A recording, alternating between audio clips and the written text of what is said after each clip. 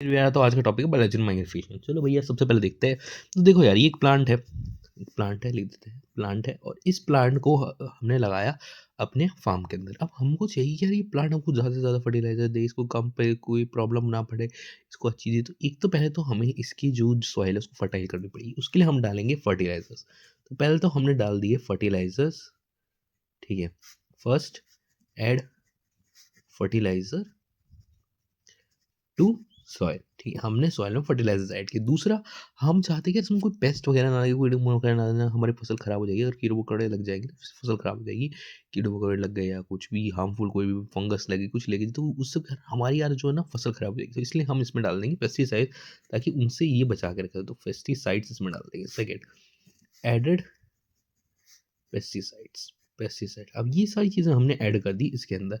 अब क्या हुआ कि ये प्लांट बढ़िया से अपना लॉन्ग टर्म बाद ग्रो करके फुल फ्लेज प्लांट बन गया, उसने अच्छी खासी क्रॉप्स दे दी। अब कोई भी एनिमल आएगा फॉर एग्जांपल के लिए, जैसे कि गोट आई, ठीक है। अब ये जो गोट है, अब ये इस पे फीड करेगी। अब ये इससे फीड कर ली। अब इससे जैसे कि यहाँ पे 100 जूल इवन 10 के जूल एनर्जी बनाई इसने, तो ये 1 के जूल एनर्जी इसको चलेगी, ठीक है। But at the same time जो ये अमाउंट जो फर्टिलाइजर्स ऐड किए, जैसे कि एक्स और वाई, जो इस सॉइल के थ्रू इसने पिकअप कर ली, ये एक्स वाई केमिकल्स इस गोट के अंदर भी चल जाएंगी। क्योंकि ऑब्वियसली गोट खाएगी तो उसको चल जाएगी, भले ही एनर्जी 10% जाएगी। और पर जो केमिकल्स इसने लिए है वो केमिकल्स तो इसमें चले जाएंगे ना गोट में। मतलब एनर्जी तो मिल ही रही है उसको खाने से, पर उसके साथ साथ जो इसने हार्मफुल केमिकल्स थे वो भी गोट के अंदर जाएगी। अब गोट काफ़ी सारी, मान लो कि फॉर एग्जाम्पल ये गोट ने 10 प्लांट्स खाए, ठीक है। तो ये जो एक्स का अमाउंट है ये 10x हो गया, एक्स प्लस वाई। अब आगे चल करके इस गोट को, जैसे कि फॉर एग्जाम्पल किसी ह्यूमन ह्यूमन ने खा लिया, ठीक है। तो अब ये जो ह्यूमन इसे खाएगा, तो ये जो टैक्स एंड गॉड है, फॉर एग्जाम्पल मान लो उसने काफ़ी टाइम तक, क्योंकि गोट खा रही थी तो उसने कई सारे पौधे खाए, उसके कारण उसको 10x अमाउंट हुआ। ये जो 10x अमाउंट ये है, ये ह्यूमन के अंदर चल जाएगा, 10x प्लस वाई। तो ये जो बाकायदा बायोलॉजिकल मैनिफिकेशन हो रहा है, ठीक है।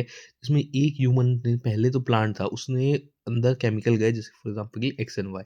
तो प्लांट के अंदर एक्स प्लस वाई केमिकल्स आ गए, ठीक है। तो ये जब प्लांट के अंदर आ गए तो ये खाया गोट ने। अब गोट उसके साथ साथ अपने क्या बोलते हैं, एक प्लांट थोड़ा ना खाएगा, कई सारे प्लांट खाएगा, तो उसके अंदर 10x अमाउंट ऑफ केमिकल्स आ गए। अब ये जो 10x अमाउंट ऑफ केमिकल है वो ह्यूमन में जाएंगी, और ह्यूमन लॉन्ग टर्म में अगर अलग अलग गोट्स कंज्यूम करते रहेंगे तो उनसे 10x अमाउंट उससे होगा। जैसे कि फॉर एग्जांपल मान लो एक ह्यूमन ने अपने लाइफ टाइम में 10 गोट्स खाई, ठीक है। तो उसके अकॉर्डिंग इसके पास ऑलमोस्ट 10 to 10 मतलब almost 100x plus Y amount of chemicals आता है। तो ये जो केमिकल का पास होना है, जो कि एक्यूमुलेट होता रहता है, जो मैग्नीफाई हो रहा है, ये जो एक फूड चेन के अंदर होता है, तो इसको हम बायोलॉजिकल मैग्निफिकेशन कहते हैं। तो ये तो हमने एक नॉर्मल एग्जांपल पढ़ लिया अपन ने अपने क्रॉप के फील्ड के अकॉर्डिंग से, ठीक है, जो कि आमतौर पर टेरेस्ट्रियल होता है। पर हम एक बार दूसरा एग्जांपल पढ़ते हैं जो बहुत पॉपुलर है, डेट इज इन सी वाला। सी के अंदर देखते हैं अब क्या होता है, या फिर एक्वेटिक के लोग, एक्वेटिक फूड चेन, ठीक है। तो अब क्या होता है एक्वेटिक फूड चेन में, क्या हुआ, सबसे पहले तो आपके ये जो छोटे मोटे प्लांट्स वगैरह है, अब ये नीचे में, अब हमने भाई जो कचरा वगैरह जो होता है पानी के अंदर, जो कचरा जो हम लोग ऐड ऑन करते हैं, जितने भी हार्मफुल हमारा वेस्ट वगैरह था ह्यूमन का, हम उसके अंदर डंप कर देते हैं, ठीक है। अब हमने सारा हार्मफुल वेस्ट वगैरह फैक्ट्रियों से डंप कर दिया पानी के अंदर। अब ये क्रॉप ने ले लिया।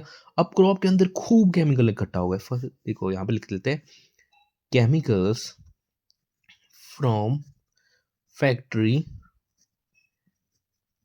एड टू वाटर, ठीक है। इसके कारण क्या होगा, इसके अंदर केमिकल आ जाएंगे, जैसे कि एक्स होगा तो इसके अंदर एक्स केमिकल्स आ गए, ठीक है।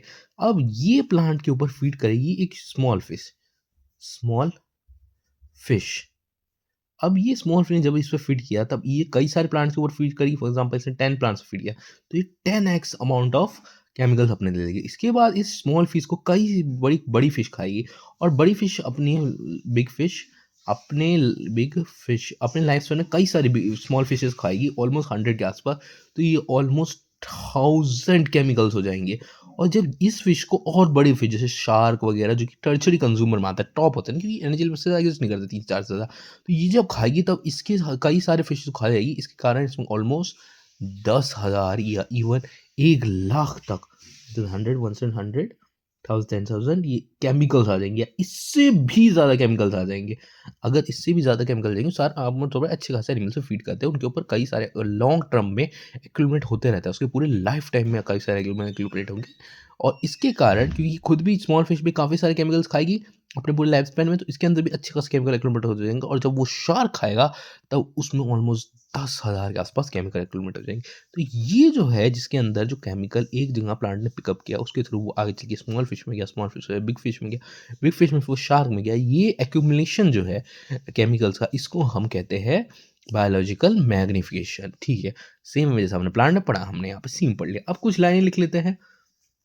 हार्मफुल नॉन बायोडिग्रेडेबल, अगर बायोडिग्रेडेबल होता तब तो खत्म हो जाता, पर नॉन बायोडिग्रेडेबल है तो इसलिए वो रह जाता है। केमिकल्स, ठीक है, like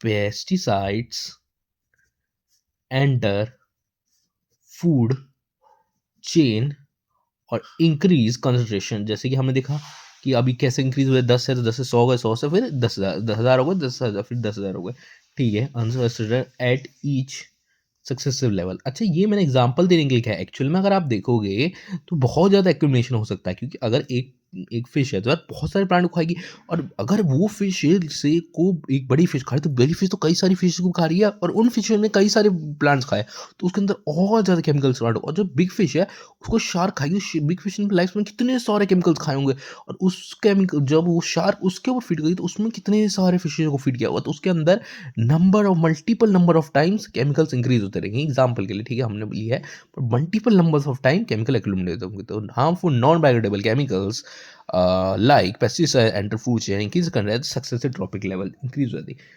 human impact most since human occupy top level max concentration of chemical accumulate in body. अब देखो यार जैसे कि आपने ये देखा कि ये जो है प्लांट ने खाया ये खाया और अगर ह्यूमन खा रहा है उसमें कितने सही मिले सेम वे जब ये शार्क को भी ऑब्वियसली कुछ कुछ नेशंस के अंदर शार्क को भी मतलब है किया जाता है, ठीक है। ह्यूमन खाएगा तो ये टॉप ऑफ फूड चेन है तो ये तो भाई और ज़्यादा केमिकल एक्सपेरिमेंट हो जाएंगे। एक तो पहले ही आ रहा है वैसे केमिकल, देखो केमिकल जो है वो खत्म नहीं हो जाता, वो उसके ऊपर फीड करेगा उसके ऊपर तो बॉडी में रह जाएगा। अब शार्क को भाई जब ये खाएगा ह्यूमन तो ये तो और ज़्यादा केमिकल ले लेगा ना, तो इसके पास तो almost 100,000 100 thousand thousand lakhs of chemicals के अंदर आ जाएंगे ह्यूमन के अंदर।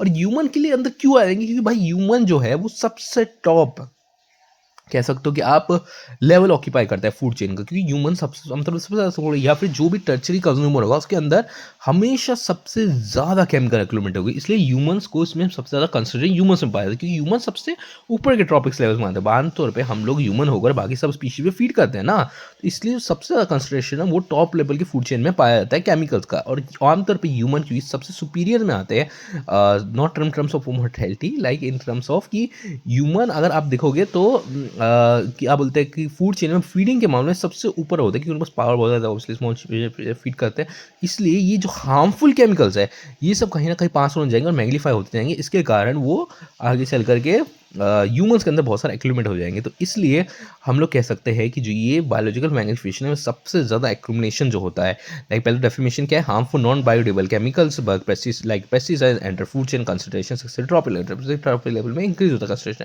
ह्यूमन इंपैक्ट मोस्ट होता है क्योंकि वो सबसे ऊपर वाले ट्रॉपिक लेवल पे आ जाएगा, सबसे वाले ट्रॉपिक ऊपर लेवल पे आओगे सबसे ज़्यादा उसका कंसंट्रेशन ह्यूमन के अंदर होगा। अभी वापस से देख लेते हैं एक बार हमारा क्रॉप फील्ड का एग्जांपल बहुत प्यारा सा है कि हमने पेस्टिसाइड दी, फर्टिलाइजर डाले, बहुत सारे केमिकल एक्यूमुलेट हो गए। अब ये केमिकल आगे चल जाएंगे हमारे कि ऑब्वियसली प्लांट के लिए अच्छे हुआ केमिकल कंपेयर आप यूरिया वगैरह खा नहीं सकते ना भाई, वो हार्मफुल है। सेम वे अगर वो आगे चल के एक लाइक ऑब्वियसली जब सॉलिडिफाई डालते तो वो आप कंज्यूम नहीं कर सकते, वो भले ही प्लांट ग्रोथ को इंक्रीज भले ही वो अच्छा लग रहा है बट वो सिर्फ एक तरह का केमिकल है जो हार्म करेगा कहीं ना कहीं तो करेगा। सेम वे वो एक्लिमेट होकर आगे बढ़ेगा गोट में और गोट से फिर ह्यूमन में आ गया। Same way plant small water plant aquatic plant से फिर यहाँ पे एक्वेटिक प्लांट इक्विटी प्लांट से फिर स्मॉल फिश और स्मॉल फिश से फिर ये बिग फिश में आएगा, बिग फिश शार्क में आएगा और फिर लास्ट में ह्यूमन में चले जाएगा। तो ये जो एक्यूमुलेशन ये इंक्रीज़ होते रहता है, इसके कारण एक तरह से मैग्नीफाई हो जाते रहते हैं हार्मफुल केमिकल्स का और इसलिए सबसे ज़्यादा इसमें डैमेज करते हैं ह्यूमन ये जो ऊपर के टेरिटरी कंज्यूमर। तो आज के लिए बस वीडियो में इतना ही, अब हम मिलेंगे नेक्स्ट वीडियो में और तब तक के लिए ठीक है बाय। और बाकी अगला वीडियो आ जाएगी नेक्स्ट टॉपिक पे, ठीक है चलो।